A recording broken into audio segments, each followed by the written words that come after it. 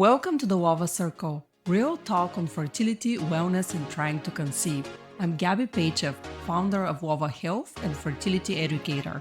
This podcast is your community space for navigating the path to parenthood with evidence-based insights, authentic conversations, and genuine support.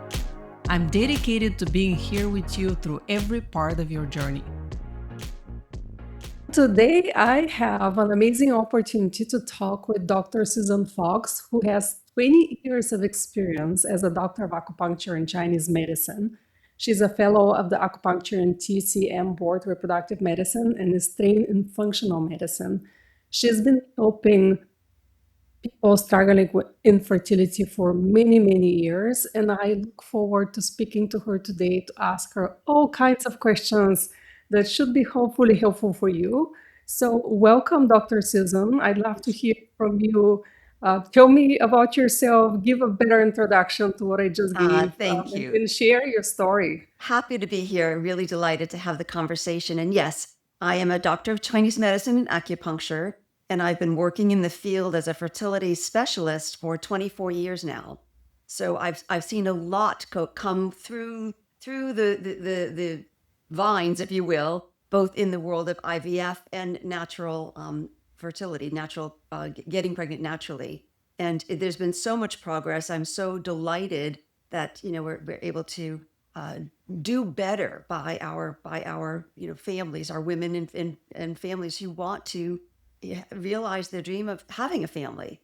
And my work is always to make sure that it's not just the positive pregnancy test, but that there is a healthy pregnancy, a healthy baby, healthy postpartum, healthy family, because I believe that we are creating the leaders of the future by really restoring whole health and fertile health. I love this. I love that you talk about the health of our children. This is so important. Sometimes we are so fixated on the idea of getting pregnant that we forget how much our health is impacting the health of our future children. Exactly. Thank you for saying this. Yes, of course. Also, based on your years of experience, 24 years of experience, today you'll be sharing not just knowledge, but wisdom. So I'm looking forward to hearing more about you. your Well, wisdom. a fraction of it is my wisdom. It's the wisdom of Chinese medicine. I think that it informs me. And so I give my bow to all of the people who came before me working in the field of traditional Chinese medicine and from whom I learned and who I'll continue to learn.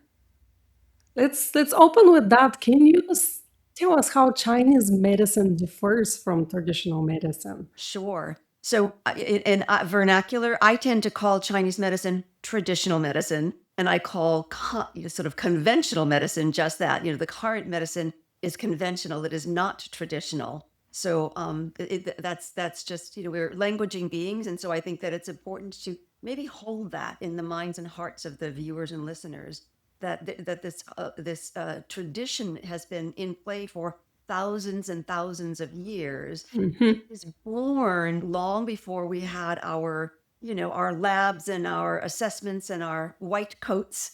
And it is born of observing nature and recognizing that we are one with nature. We're not separate from it. And so if we can really look at the nature of ourselves when we're going a little sideways, like what is showing up as being a little bit imbalanced or out of harmony. And if we can make those corrections, I think that we can oftentimes restore balance, which can sometimes reverse diagnoses. Because the other message I want to give is you are not your diagnosis. A diagnosis is simply a matter of describing the patterns that have been created over some time. And if we can kind of just pull on those threads a little bit, we can find out what went sideways, what went a little bit off, and restore harmony to that area. And oftentimes the symptoms or the diagnoses like PCOS can go away, and then we can get pregnant more easily and naturally, and more importantly, as I say, have a long and healthy life, because something like PCOS is not just a fertility problem, it's a metabolic health and longevity problem. You are not your diagnosis. I love that you say that. Diagnoses are not static, and we're not defined by them. So yes, That's simply 100% a agree. tool by which we can get insurance to, process our claims. Truly, and a tool by which we can sort of have some sense of organization around how do we help this person. But how we help in traditional medicine is a little different than sort of the protocols that a conventional medicine, a reproductive endocrinologist might use. And I actually think we work well when we work together. Not everybody Yes. has time to do just, a sequence, just do the things that are going to restore, a balanced nutrition, proper circulation, better sleep wake cycle. But if you have time, please take that time. But if you don't have time, these things can be done concurrently and really improve your outcomes. Yes, yes, you did touch a little bit on the differences. So what is traditional Chinese medicine approaching versus what we see in the Yeah. Western world, Yeah. in the Western medicine? Yeah, so happy to kind of dive into that a little bit. So we have things like yin yang. Is it hot? Is it cold? Is the energy moving or is it stuck?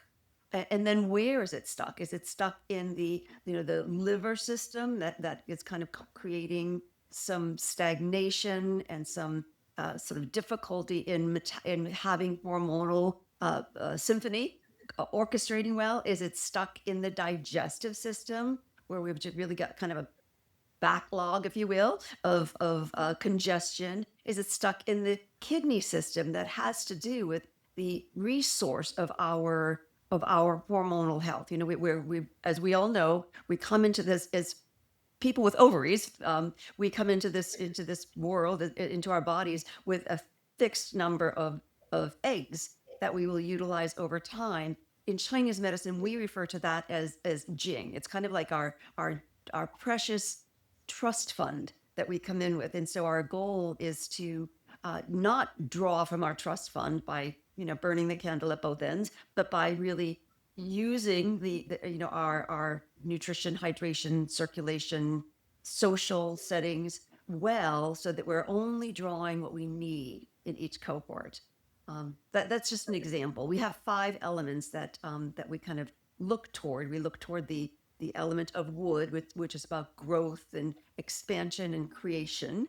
And then we look to the element of fire, which is about kind of keeping our spirits, actually keeping our joy in balance, not being manic as we can sometimes be in our society, and not being so depressed or depleted that we can't get those energies to be accessible to us.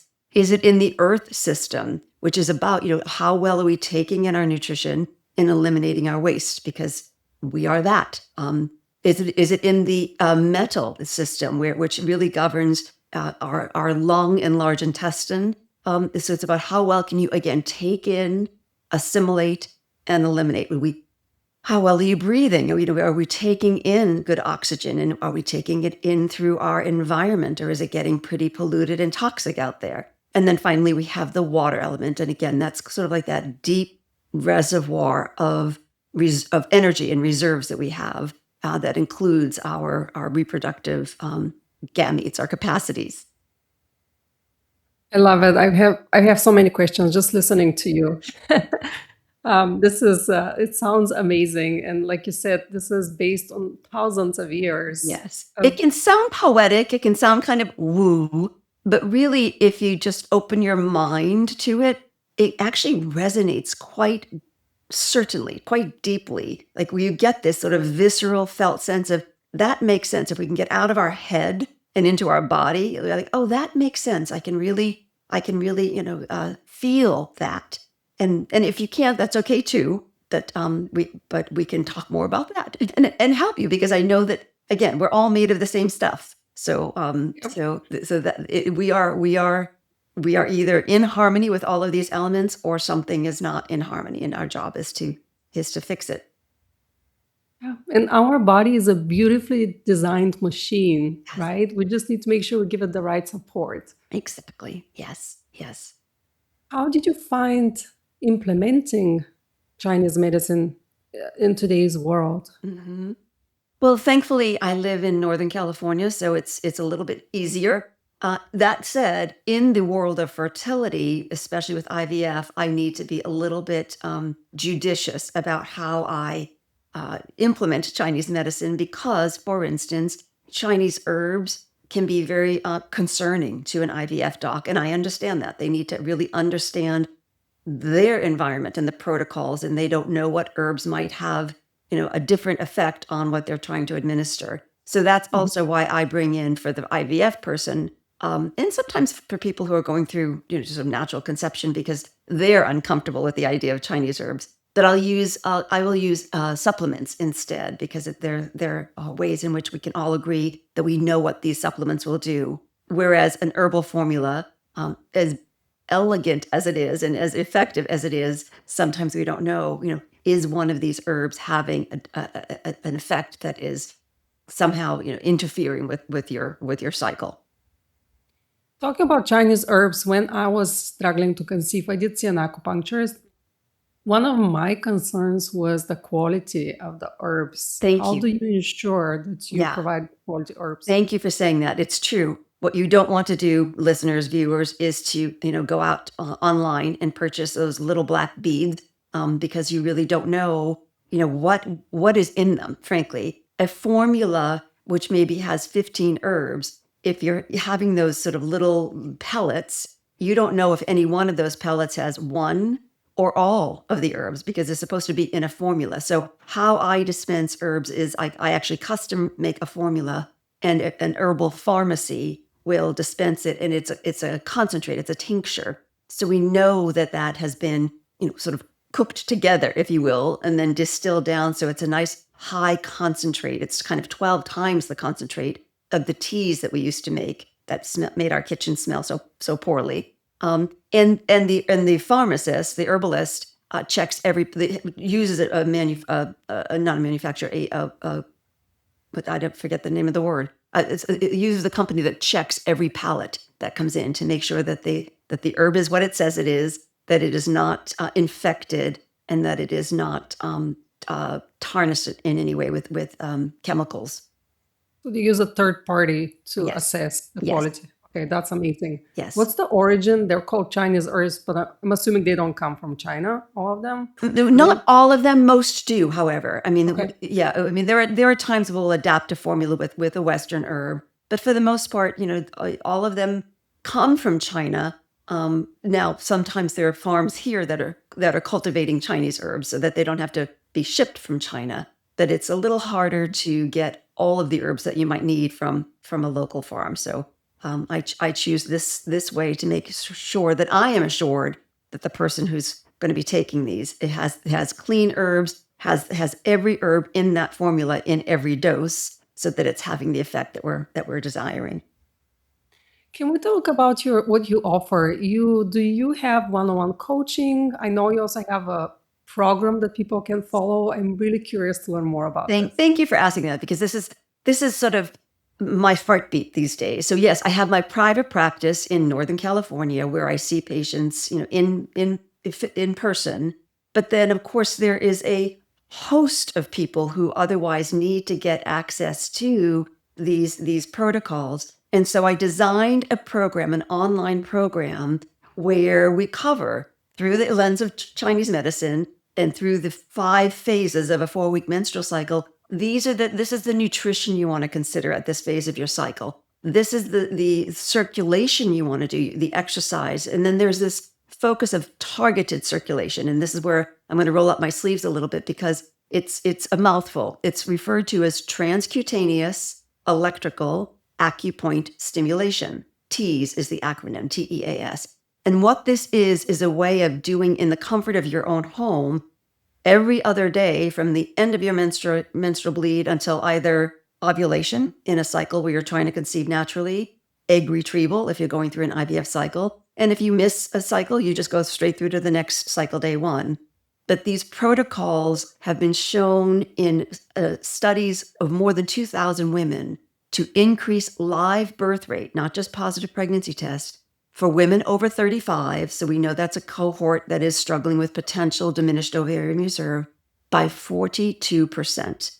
And that is huge because we know that IVF for this particular cohort, women over 35, I think their success rate is somewhere in the between teens and 20s. So if you can improve your success by doing this at home, I mean, I just wish I could shout this from the rooftops, because I want everybody who wants to have a baby to know that this is something that is really accessible, important, and proven.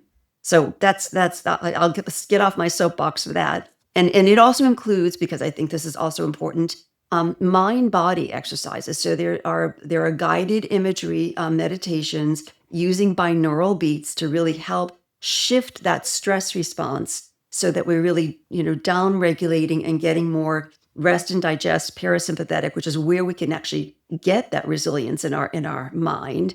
And again, it goes through the 5 phases of the 4 weeks of the menstrual cycle that says, this is what's going on in your cycle today. Here's a guided meditation to really integrate that into your body. And all in all, what this does is give, I'll use the pronoun women, it gives them agency. It gives them, it gives her agency to say, I can do this. I am not broken. I am not needing someone else to either make a prescription, stick a needle, hold my hand. And of course, we're there to do that as well. It does include some, coaching.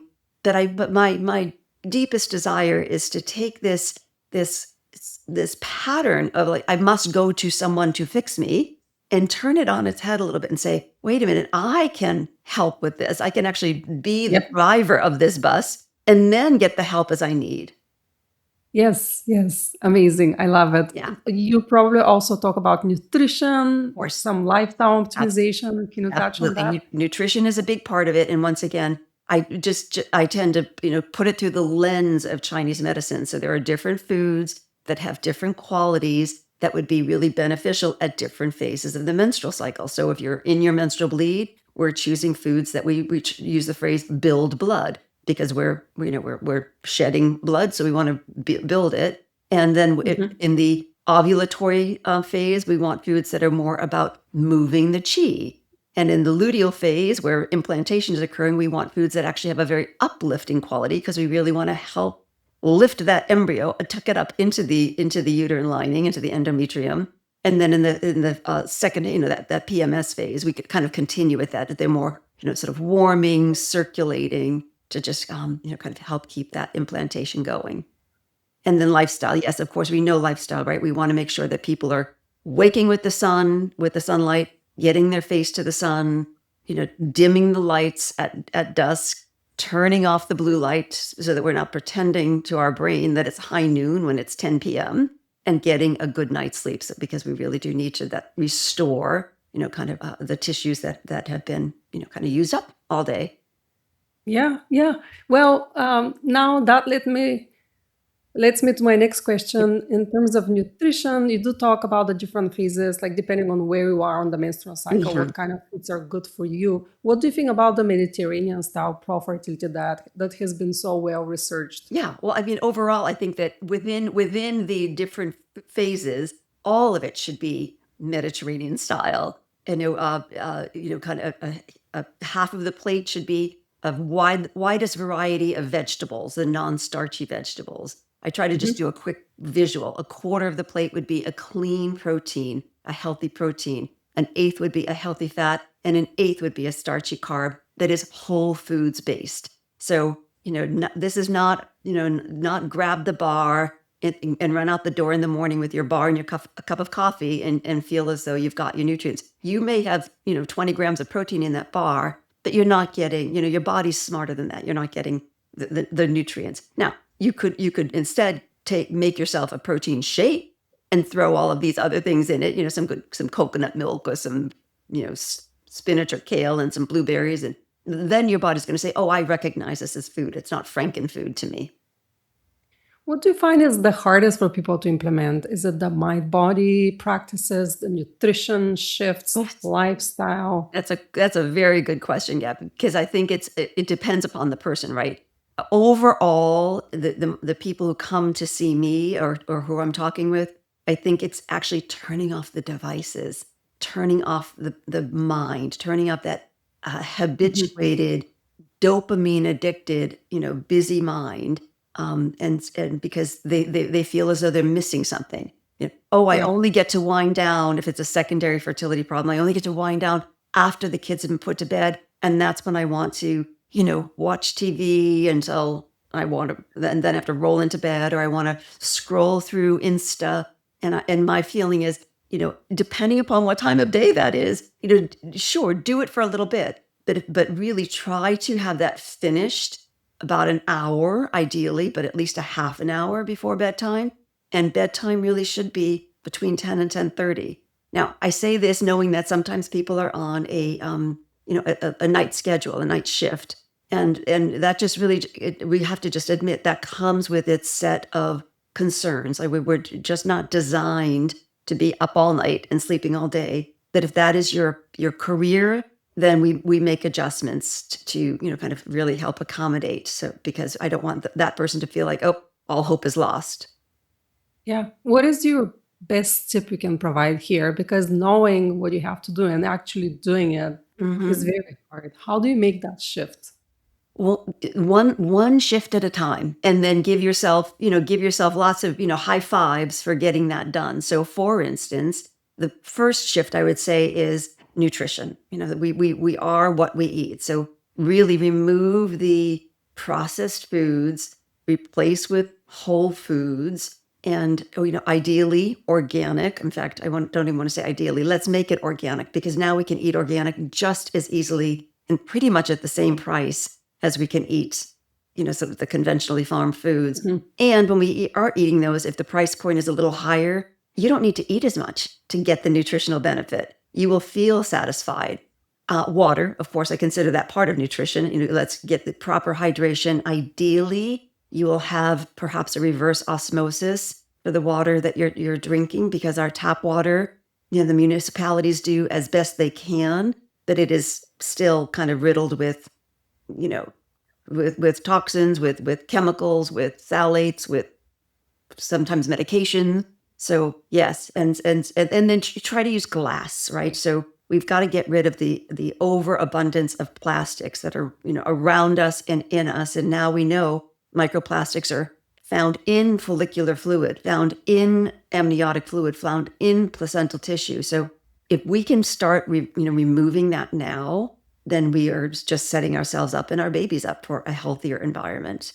So I would start there. And then I would also say, again, this is, it feels challenging, but it really isn't hard. Turn off the devices, read a book, listen to some music. And then in the personal care realm, again, this is going to be a little challenging. And for some people, they'll say, I can only do so much. And I'll say, well, do what you can, but take a look at your personal care products. Take a look at those ingredients.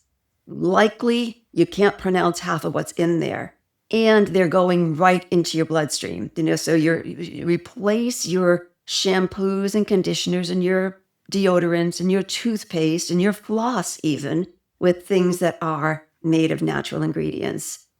You're going to feel better. You'll feel proud of yourself as well. And you're setting yourself up for a healthier baby and a healthier pregnancy.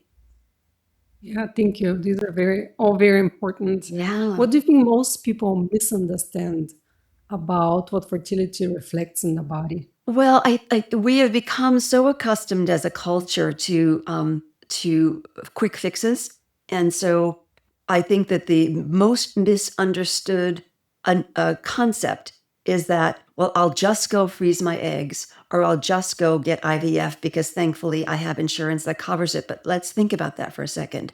What the IVF doctors do, and bless them that they can do this, is to stimulate those follicles exactly in the health they are, retrieve those eggs exactly in the health they are, create embryos, if that's what you're creating, exactly in the health that the egg and sperm is, and transfer into a uterine lining that is into a uterus that is in exactly the health that it is. So they can't change the health. They can't change the quality. And I cannot also say, because there's no research to back it up, but let's just use common sense. If we're improving the quality of our skin, of our digestion and elimination, of the texture of our hair by saying, oh gosh, I notice now that I'm having all of these nutrients.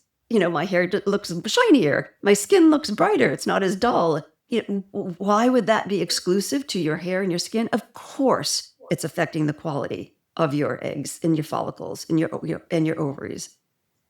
Yeah.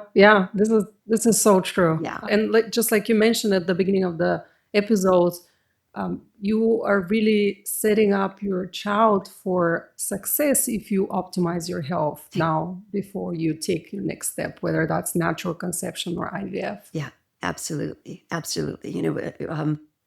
lot of people say, well, when I'm pregnant is when I'll start, eating better. And I think, well, that's great, except when you're pregnant, you've already, that embryo to fetus has already been getting a whole lot of information from the nutrients it's getting or not getting. So why would you wait until that positive pregnancy test to, stop smoking or stop drinking diet soda or, all of the things that we say we'll do later?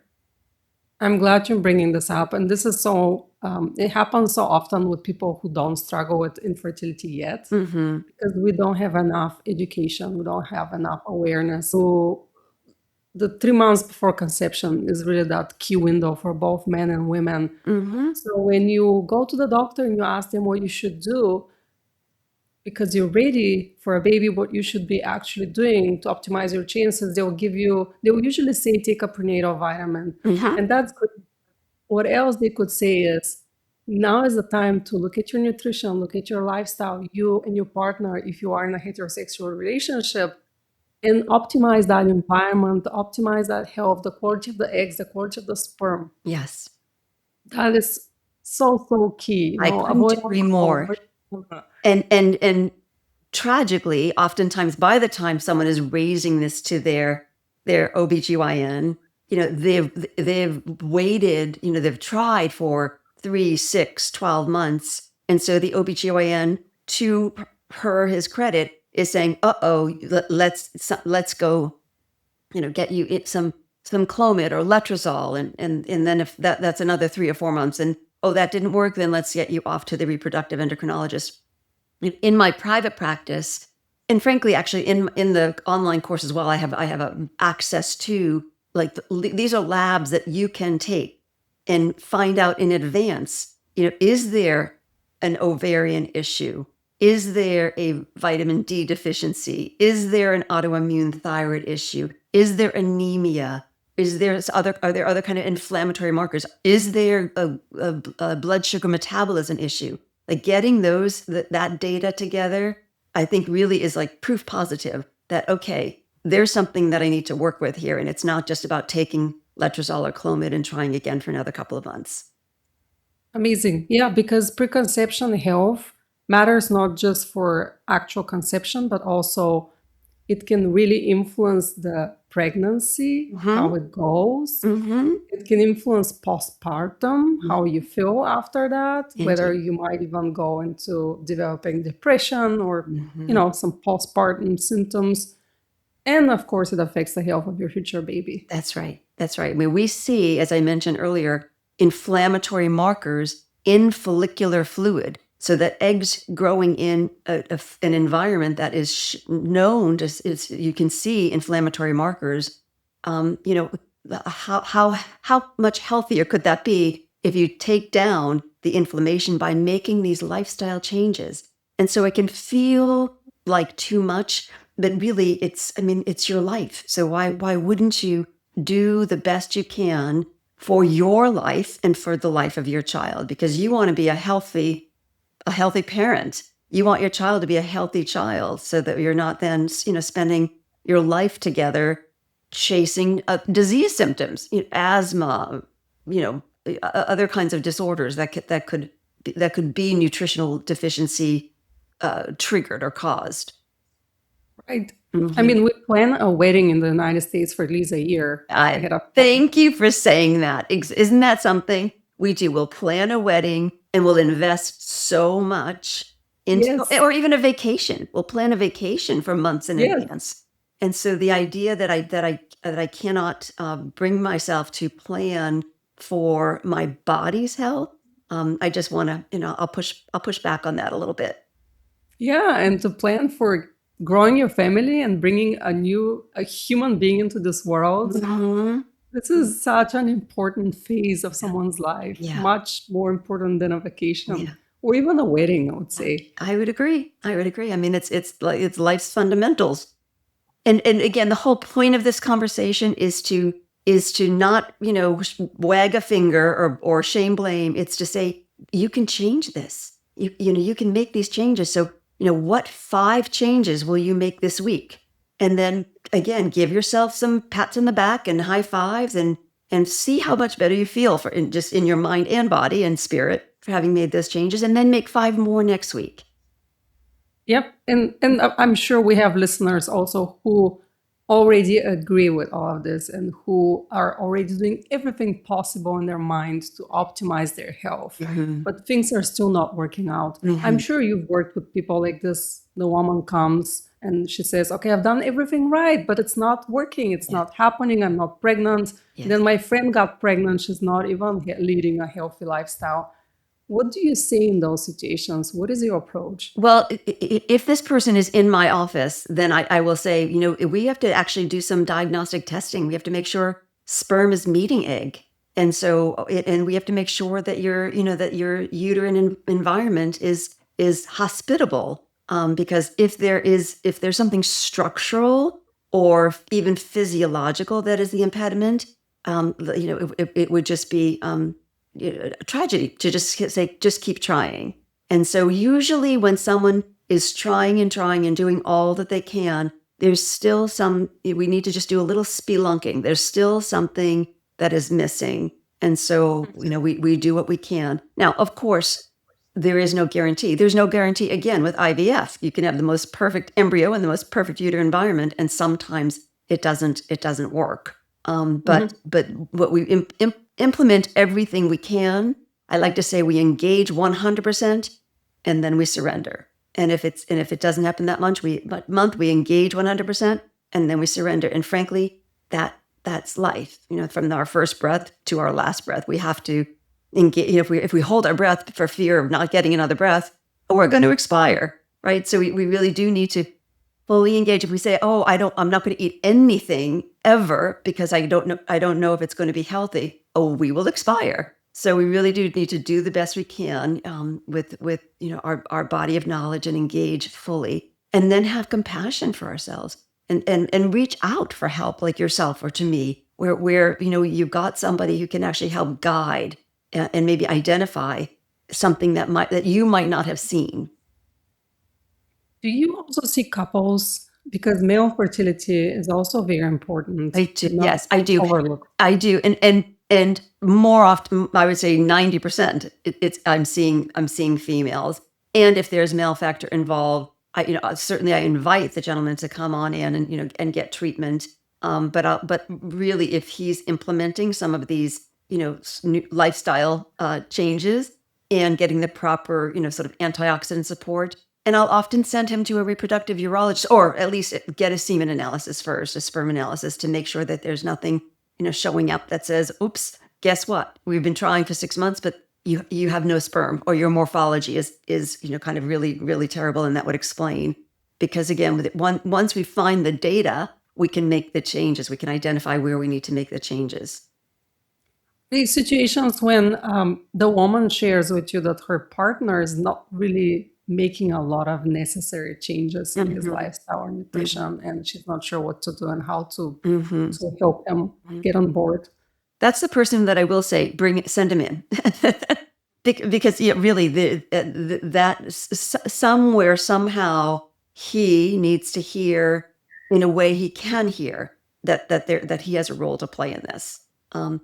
If his semen analysis is perfect, and yet he still wants to, have 5 beers a night and smoke weed on the weekend, then, that's a real challenge, because he's going to use that data saying, my analysis is perfect, but we know the destruction that's happening. And so I would, I usually, if that person or if that spouse could come in, or partner could come in, I would say, just send him in here. Don't try to be both his partner as well as his health coach.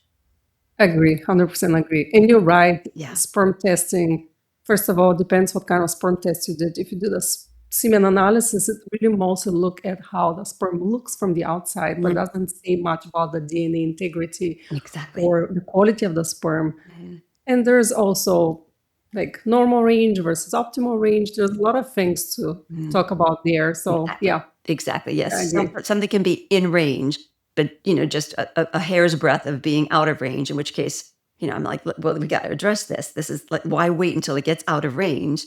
Because that's your precious time and your precious health.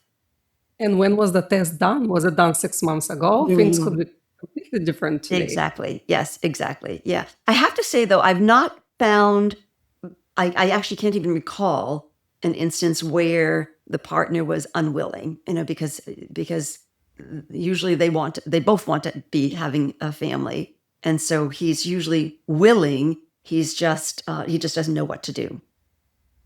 And he That's doesn't, great. and he doesn't want his spouse or his partner to become his mother in kind of, dictating what he should and shouldn't have.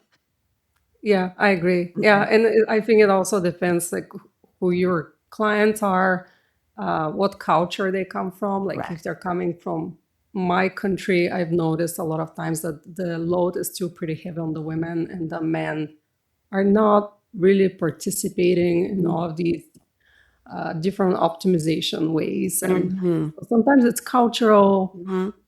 So it could can I be ask back to you, embarrassing. what do you do in that case? That's a good question. Yeah. Well, I also prefer that that the experts on our team talk directly to them. Right. Because if you hear from your partner, you need to do all these changes. Oftentimes it comes in one ear and goes out the other. Yeah. It's met And with resistance. You're not the boss of me. yes. And also, when you are the partner and you're so heavily invested into this, and sometimes there's a bit of a tension, Exactly. how you approach it might really bring defensiveness on the other side and no results. And I think in this situation, I think what's really important is to tell them why Yes. it's so important that they optimize their health. I don't think they realize Right. the differences between normal and optimal, for example, what actually the test is showing. I don't think they realize how big of a role they play. Right. I know men love having solutions for everything. They want to know exactly what's going on so they can fix things. And I think this is the one journey where they feel a little lost and Sure. kind of leave it to the woman to take care of. Yes, I agree. Yes, and I think that it also helps them to know that while fertility is the concern in front of us right now, this is also for your longevity. This is for your cardiovascular health. It's not just about going for a run. If you've got inflammatory markers, or you're eating in such a way or living in such a way that you're inducing inflammation, or if you are again using some of the hair tonics for hair growth that are potentially problematic, this is going to affect not just your fertility today. This is going to affect your reproductive health through your life. And don't you want to be enjoying a lovely, healthy reproductive relationship, a sexual relationship with your partner long after baby's grown and gone off to college?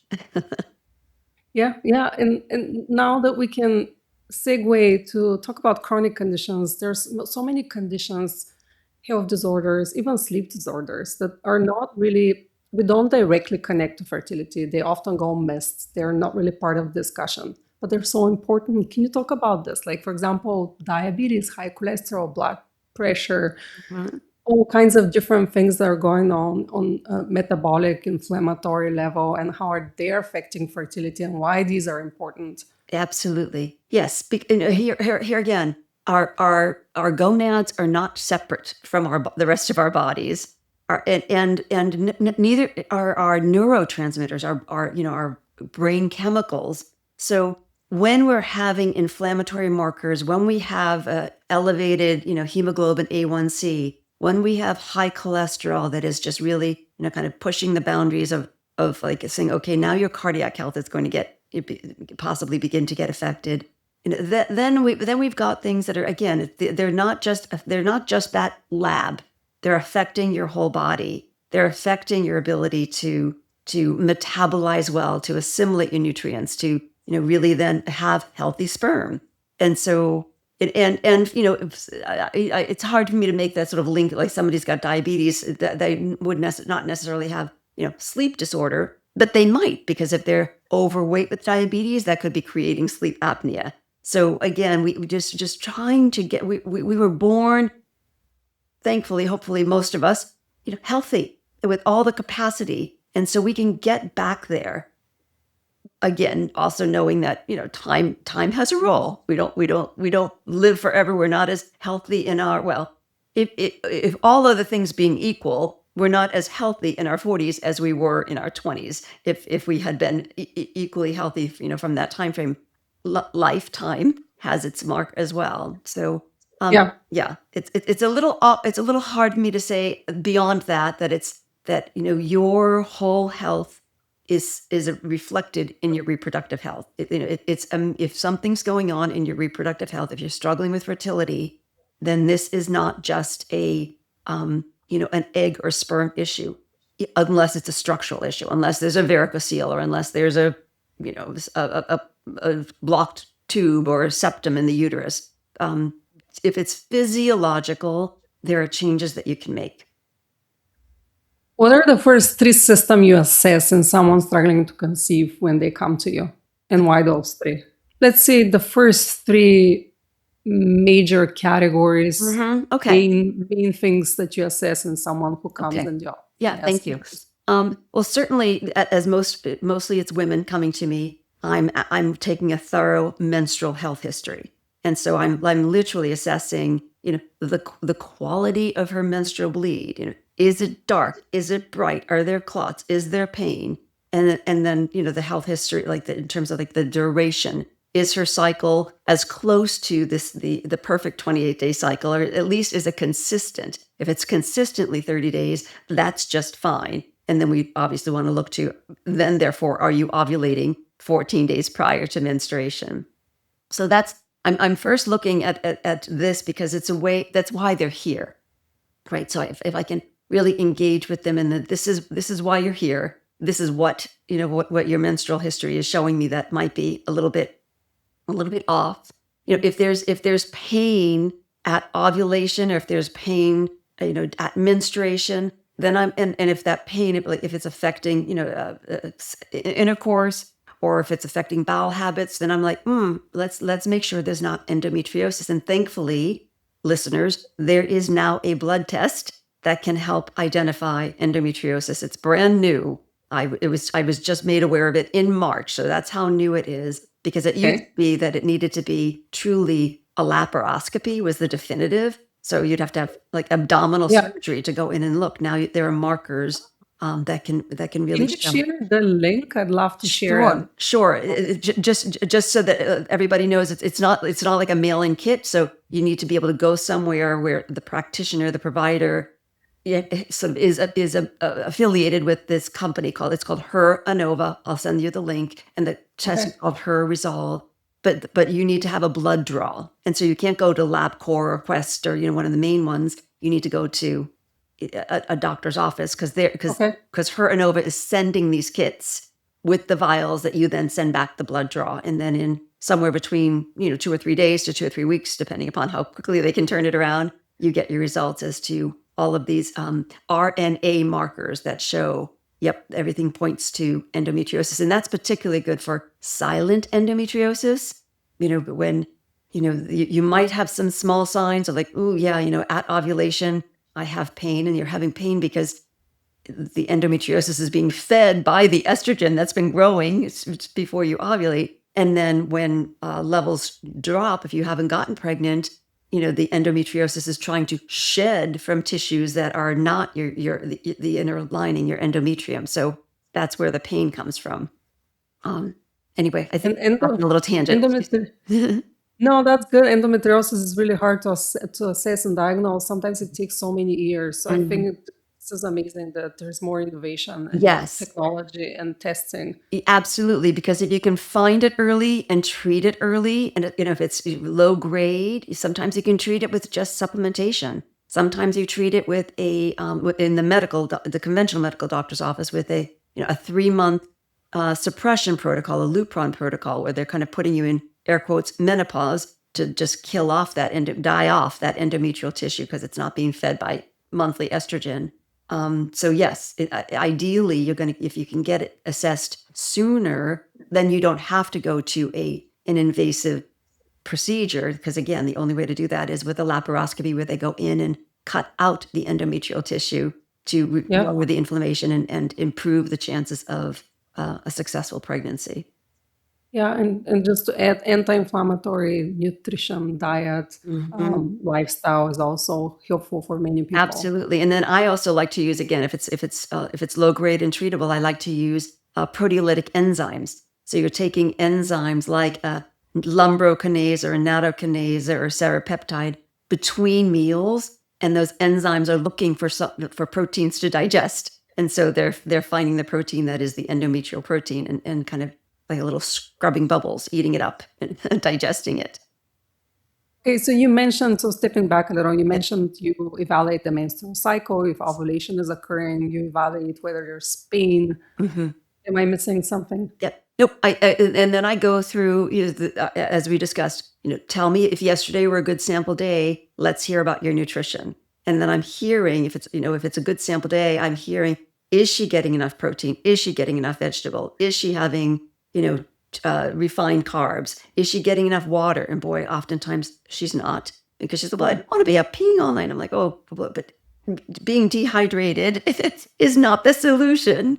And then I'll go through, what is your movement? What is your exercise like? Is she overdoing it or underdoing it? Because, we sit in front of these screens. Thankfully, I'm standing, for, hours on end, and we're interrupting our circulation to our pelvic cavity. So I want to make sure that, that she understands this, like set your alarm so that you get up and walk away from your computer and walk out the door and maybe walk for 10 minutes or and then in the evening, if you can, if that whole T's targeted circulation is something that you can do. And there's a small population of people who cannot do it because it is electricity. So if you've got metal in your pelvic region, of course, then that's prohibitive.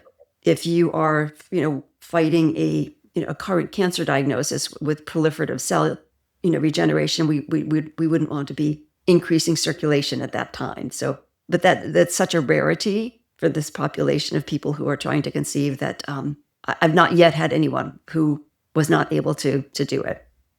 And then we'll talk about, again, obviously, sleep, the importance of proper sleep timing and proper sleep hygiene. And is your phone out of the room ideally, or at least on airplane mode, or have an EMF protector so that it's not just by your ear. And a lot of times I'm hearing women say, well, I wind down by listening to books on Audible or books on, on an audio, and I'm using my earbuds, and I'm like, that's the EMF right in your ear. Yeah. So either get a paper book or use a blocker, a light blocker, or use the glasses that are light blockers so that you're not interrupting your body's ability to know that it's time to produce melatonin and get ready to go to sleep, because melatonin is not just a sleep chemical. It is also one that is a super antioxidant, and we need to clean up all the debris from the day while we're sleeping at night.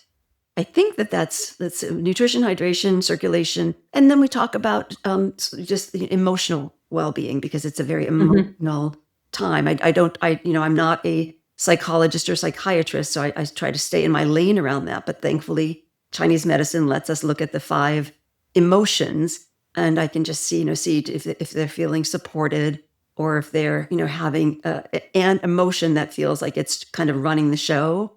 And when I talked with them about that, then they can really understand that they can bring that back into balance, like that emotional imbalance is actually the signal, like, look over here, here's where you want to make some changes. And so that we make friends with it. Like we don't get upset that we're upset. We don't get shame ourselves that we, had a little bit of road rage. We go, oh, that road rage was more about that my liver system is out of balance. So maybe I have a dance party in my living room for 15 minutes before bedtime. And wouldn't that be better than doom scrolling before bedtime. Yeah. Mm-hmm. What are these 5 emotions in Chinese medicine? The I'm 5 curious. emotions, yeah, they're part of the 5 elements in the 5 organ systems. So that anger, irritability is associated with the wood element. And when you think about it, that wood element wants to grow and create and express. It's the energy that says, I'm going to learn how to play the piano, or I'm going to take up tennis, or I'm going to write my novel or my memoir. That's a generative energy. And when we have too much suppression or oppression on that, and sometimes it's environmental, sometimes it's relational, sometimes it's dietary, then we can sort of feel like the engine wants to go, but there's a lid on it. So we help soothe that lid, and there are practices we can do and foods we can eat, and lifestyle things we can do that really help that person shake it off. So that would be, again, the dance party in the living room. The next emotion for the fire element, which is the heart organ system, is one of mania. Like, just everything's fine, let's go party. And it's really not a calm joy. It's not an expressive joy. We've all seen that person where we just kind of cringe a little bit because, like, oh, that's just way too much energy. It doesn't feel right. It doesn't feel healthy. So again, we use sort of patterns and practices that help soothe that person. The person who is more of the earth element, the emotional imbalance that says, oh, this is an earth element, and we call it the spleen digestive system, is that obsessive thinker. She's up Googling at 2 a.m. and she just can't get off the thought. So again, we would call that phlegm misting the mind, or sort of a mental accumulation. So with that person, we're trying to like warm and transform and clear that accumulation. The person who's kind of bereft, she cannot get out of her grief. That is associated with the lung and large intestine system, but mostly the lung system. And we would want to use more, breathing meditations, like really help her reconstitute her ability to intake and then exhale. Inhale, exhale, take something in and then release. Because again, releasing is a critical portion of everyday life. And in the 5 element sequence, when we release, we can then regenerate. And that's the kidney organ system that has to do with the water element. And the emotional imbalance is fear. And it's that kind of fear dread, like, oh, am I going to get my period? Oh, is my boss going to harass me tomorrow? Oh, with whatever that sort of is, the other shoe going to drop kind of thing. So we just have little techniques for each of those 5 emotions. And again, the 5 emotions, we have all of them, right? That if one of them is like, oh, that's me, or that's me PMS time, or that's me post-bleeding time, then we just know that we go to that element and we help address it with again, the 5 element tools of support. You mentioned earlier about the 5 phases of the menstrual cycle. Mhm. Usually we think of the 4 or maybe Mhm. the 2 summarized Mhm. phases. And now we talk about the 5 emotions. I'm getting that the number 5 is key in Yeah, Chinese medicine. But tell me about the 5 5 phases of the phases. menstrual cycle. Are they Sure. connected to those 5 emotions? Sure. We have our menstrual phase, right? And then we have our ovulatory phase. But somewhere between those two, we've got sort of like a growth development phase. It's almost like it's hard to call them like phases because they just keep there. It's a continuum. But so then we ovulate and then we implant. And that's sort of that, that's again 2 and 3. And then we continue to implant in the luteal phase when progesterone, continues to be secreted. So I think sometimes we miss that follicular phase because it's happening in the menstrual phase. So, we menstruate, that's phase 1. Then by cycle day 2 or 3, that next recruitment is coming up. We're both shedding and growing at the same time, and then ovulating and then implanting and then luteinizing. Thank you. Yeah. If we zoom out, what are the most common underlying drivers that you're seeing today when you're seeing clients? Say if I zoom out, environment. We are riddled with environmental toxins, whether it is in our food or whether it is in our environment. And again, this is not fatalistic because we can make changes. Our body's designed to detoxify. And if we remove the insults and improve the nutrients, then our bodies are going to say, oh, thank you. I've been waiting for that. Here, let me get this liver to function better again then, so that we can, metabolize the hormones and clear the wastes more efficiently. So, I would say it's we are assaulted with environmental toxicities, some of which are the forever chemicals. But if we can, again, remove some layer of the insult as much as we can, we will improve our whole health and our fertility. And this is why at the beginning you mentioned that the most impactful shifts that you should start with are, you said nutrition, but then you followed up with, okay, eat organics. Now we're talking about environment and removing pesticides.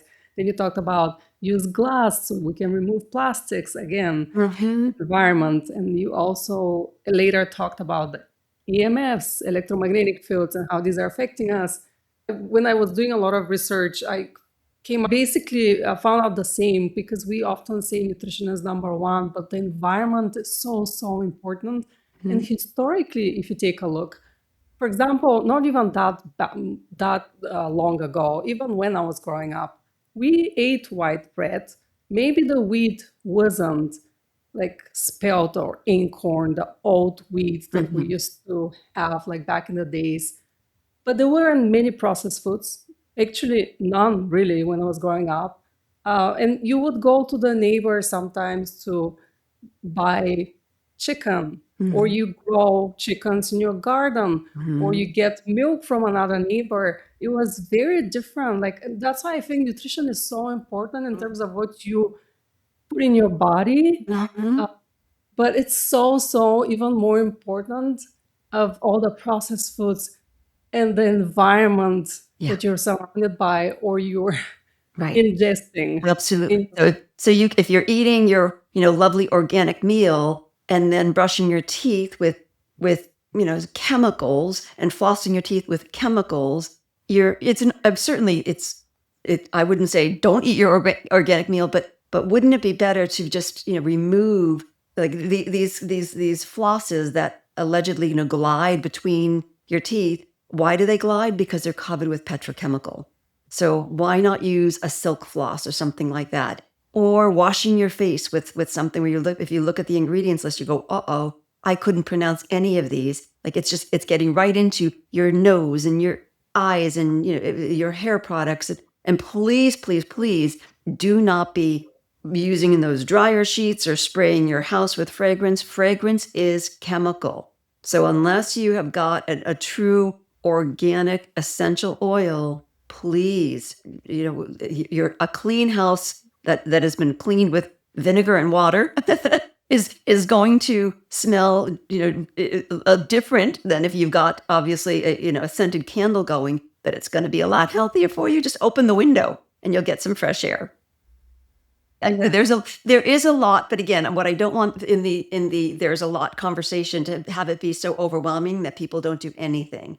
Really, whatever you can do, pick the 5 things today. If that's cleaning out from your pantry the things that you're like, I've become addicted to this. It's not healthy. It's addicting. Get them out of there. Replace them with some whole foods. Maybe even don't wait for that shampoo to be emptied if you can afford it. Go get a healthier shampoo. You probably have it as well, but on my website, I've got a resource page that is like, here are some healthy choices. Yeah. And then also, we are made of water. Please, please, please filter your water. If reverse osmosis is a price point that doesn't work for you, I've just got a countertop one. It's I think a few $100s, and then that was that's for forever. But which brand? I'm curious. Which brand? I think it's Aqua. I'll have to look and tell you. Isn't that funny? It's like I bought it and I'm using it, and I can tell you it tastes very different. It tastes like delicious water.